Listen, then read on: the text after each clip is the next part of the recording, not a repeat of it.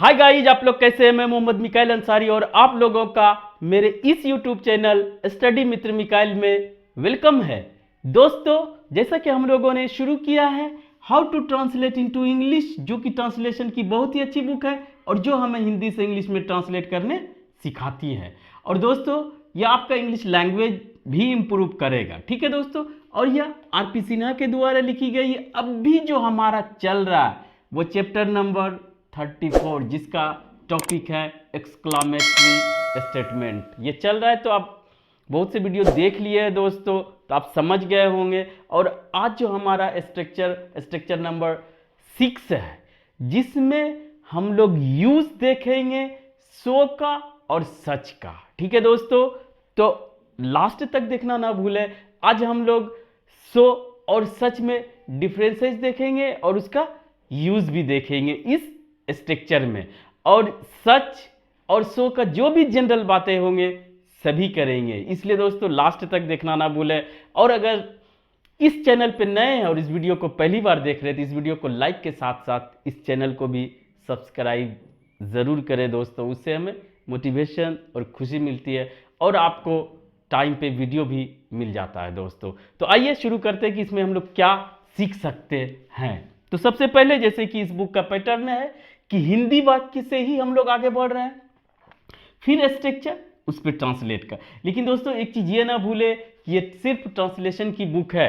अगर आप इंग्लिश सीखने में इंटरेस्टेड है और आप हिंदी बोलते, सुनते, समझते, लिखते, पढ़ते हैं, यानी कि आपके दिमाग में हिंदी ही चल रहा है और इंग्लिश सीखना चाहते हैं, तो ये बुक आपके लिए सेल्फ हेल्प, अपने से सेल्फ स्टडी करके आप इंग्लिश लैंग्वेज में पकड़ बना सकते हैं। ये रोज बातें करते हैं दोस्तों।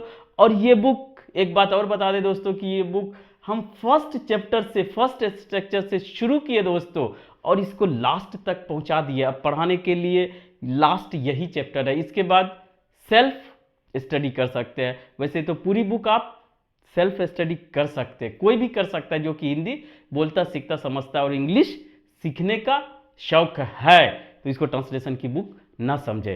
तो शुरू से बताते आए दोस्तों, सबसे पहले इसका पैटर्न ये रहा कि हिंदी वाक्य देते हैं स्ट्रक्चर, फिर इंग्लिश करके बताते हैं और साथ ही साथ एग्जाम्पल्स, एक्सरसाइज देते हैं। और हम आपके साथ दोस्तों इसमें इसके कंसेप्ट, स्ट्रक्चर को तो डिस्कस करके क्लियर करते ही है, साथ ही साथ उसमें जो भी यूज होता है टर्मिनोलॉजी, चाहे जैसे कि आज सो है, सच है, तो इसको पूरे तरह से डिस्कस करके क्लियर कर देते हैं और जो भी एक्स्ट्रा बातें आती है उसे क्लियर कर देते हैं, ताकि आपको कोई कंफ्यूजन ना बचे और दूसरे वीडियो या बुक या दूसरे जगह खोजने की ज़रूरत ना पड़े और आसानी से स्टेप बाय स्टेप आप आगे बढ़ सके दोस्तों। और ये बुक इसी चैप्टर के बाद कंप्लीट हो जाएगा।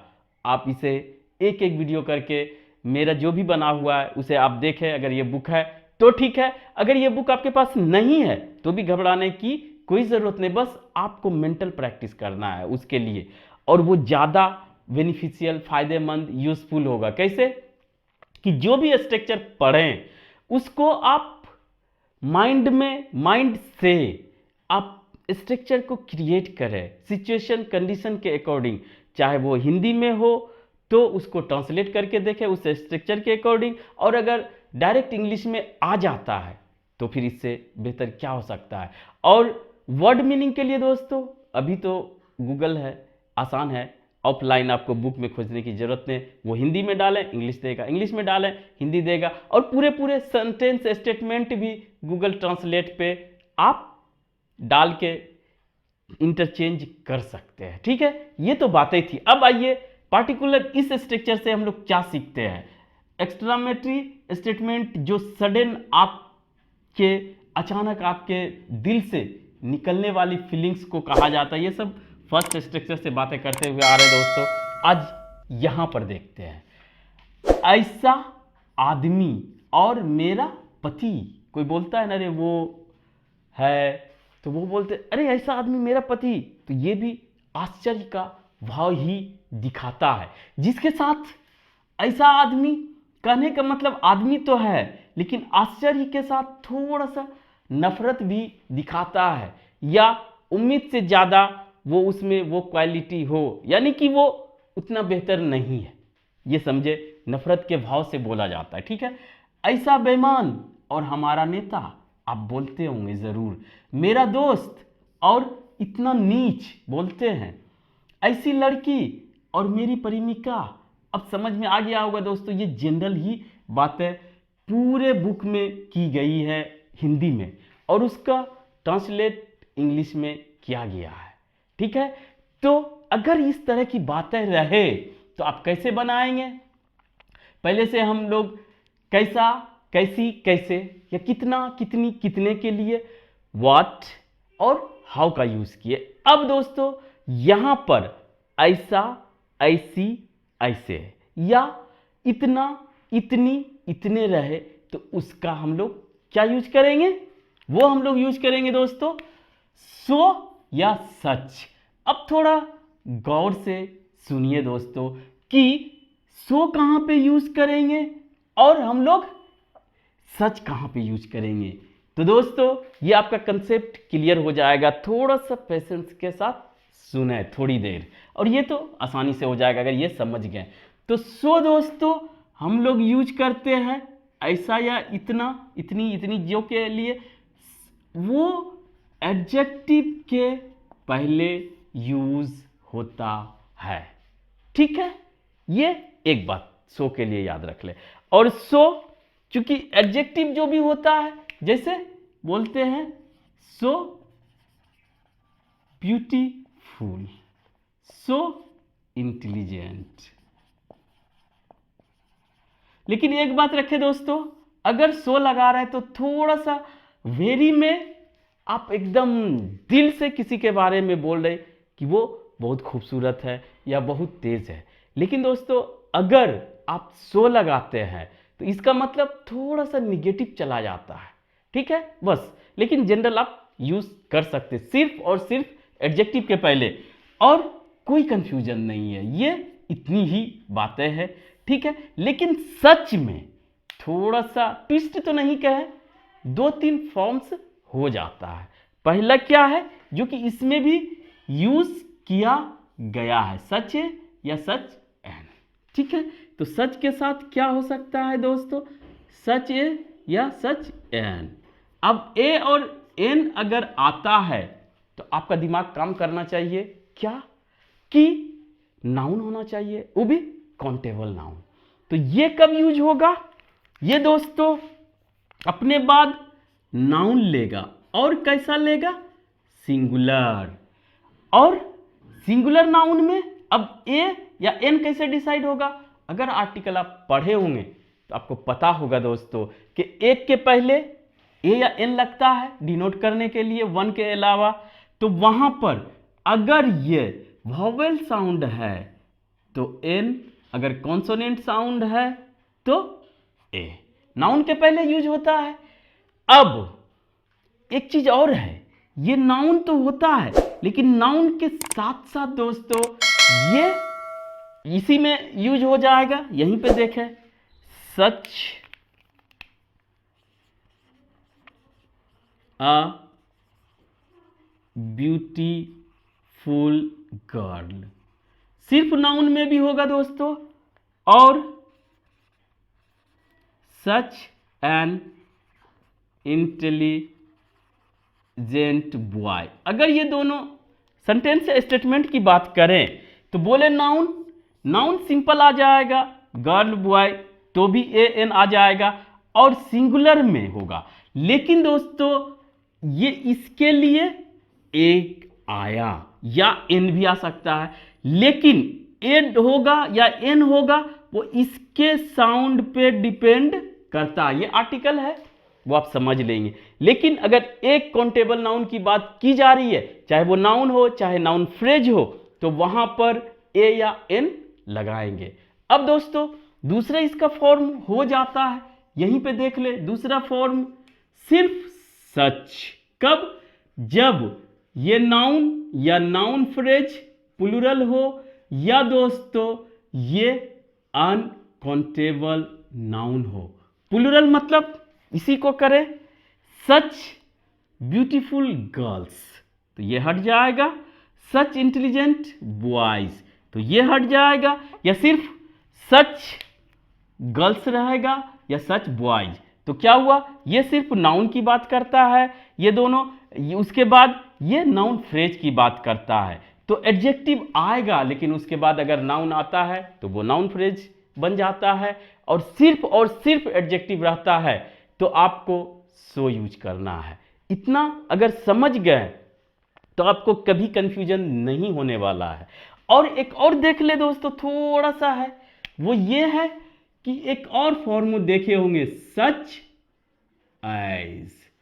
सच एज कहां यूज किया जाता है, ये दोस्तों सेंटेंस से अलग ही यूज किया जाता है एग्जाम्पल के रूप में। जैसे गए पार्टी में गए, क्या क्या किए, अरे ये किए वो किए, अरे कुछ तो बताओ, तो वहां पे जब बताते मैंने बहुत इंजॉय किया।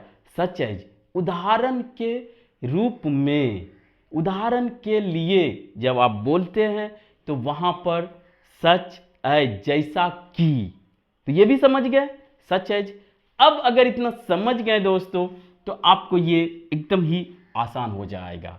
वो क्या होगा कि अगर यहां पर नाउन आता है, इस स्ट्रक्चर की बात करें, तो आपको सच अ या सच एन का यूज करना पड़ेगा। अगर प्लूरल नाउन आता है तो सिर्फ सच यूज करना पड़ेगा उसके तरह, या अनकाउंटेबल नाउन। ठीक है दोस्तों। और अगर सिर्फ एडजेक्टिव आता है और यहां पे खत्म हो जाता है तो आपको सो यूज करना पड़ेगा। ये दिखाता क्या है, और इसमें दोस्तों हम लोग जो दिखा रहे हैं, आश्चर्य दिखा रहे हैं, सडन फीलिंग, और वो भी कैसा, थोड़ा सा नफरत भरा हुआ, कमेंट भरा हुआ, कटाक्ष किया हुआ, तो वहां पर दोस्तों ये यूज करेंगे। ये सेंटेंस खत्म।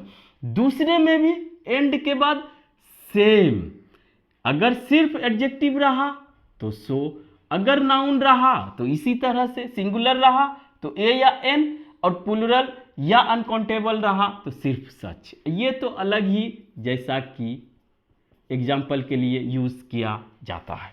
ठीक है दोस्तों। अब देख लेते हैं, ऐसा आदमी और मेरा पति। ये क्या हुआ, आदमी नाम है जो कि नाउन हुआ, ऐसा रहे चाहे इतना रहे चाहे इतनी रहे। वहां था कि क्या दोस्तों, जो पहले व्हाट या हाउ लगाए थे, कितना कितनी कितने, कैसा कैसी कैसे। अब अगर आ जाता है ऐसा ऐसी ऐसे, या इतना इतनी इतने, तो उसके लिए ये दोनों है। ठीक है। अगर उससे कंपेयर करेंगे तो आपको आसानी से समझ में आ जाएगा। ऐसा आदमी और मेरा पति, ये नाउन है और सिंगुलर है। मैन, तो क्या होगा, such a man and my husband. आश्चर्य से, नफरत से, बट जो बोलते हैं तो वो दोस्तों इस तरह से बोलेंगे। अब ऐसा बेईमान और हमारा नेता। बेईमान किसी आदमी का नाम नहीं है, ये क्या है, एडजेक्टिव है। डिसऑनेस्ट, ऑनेस्ट मीन्स ईमानदार या ईमानदार, तो उसमें बेईमान हो जाता है। डिसऑनेस्ट, तो सो डिसऑनेस्ट, यहां पे सिंगुलर प्लूरल की बात नहीं है। एंड आवर लीडर्स, अगर यहां पर प्लूरल आ जाता है एंड के बाद तो भी कोई फर्क नहीं पड़ता है, एक ही बात कर रहा है, आवर लीडर। ठीक है। तो आप इस तरह से बनाएंगे। मेरा दोस्त और इतना नीच, ये उस तरफ भी जा सकता है दोस्तों, मेरा दोस्त, my friend, and so mean. So mean, mean मतलब मीनिंग भी होता है, जो हमारा माने बोलते हैं, मतलब बोलते हैं, अर्थ बोलते हैं, लेकिन सिर्फ मीन यूज किया जाता है तो दोस्तों वो नीच, नीचा दिखाने के सेंस में भी यूज कर लिया जाता है एज एन एडजेक्टिव। एडजेक्टिव के पहले सो, तो ये भी याद रख ले दोस्तों। ऐसी लड़की, ये भी क्या हो गया हमारा, गर्ल, एक ही बात कर रहा है। Such a girl and my beloved, यानी कि मेरी प्रेमिका, पॉसिबल नहीं है। इस तरह की बातों को आप सो से, सच से कर सकते हैं। अब अगर प्लूरल बनाना है, such girls and my friends, beloved ज़्यादा नहीं हो सकता है दोस्तों, तो वो कर सकते हैं। अब आप चाहें तो जिसको भी चाहे बदल सकते हैं। अगर इसको अच्छे से सुने तो और अगर आप मेंटल प्रैक्टिस करते हैं तो आपको कोई कंफ्यूजन नहीं बचेगा। तो दोस्तों आज बस इतना ही। अगर ये वीडियो आपको अच्छा लगा और आप इससे कुछ सीखे हो, प्लीज़ इसे लाइक करें, सब्सक्राइब करें, अपने दोस्तों, रिलेटिव्स या जो भी हो उसे शेयर जरूर करें दोस्तों। Thank you for watching. Have a nice day.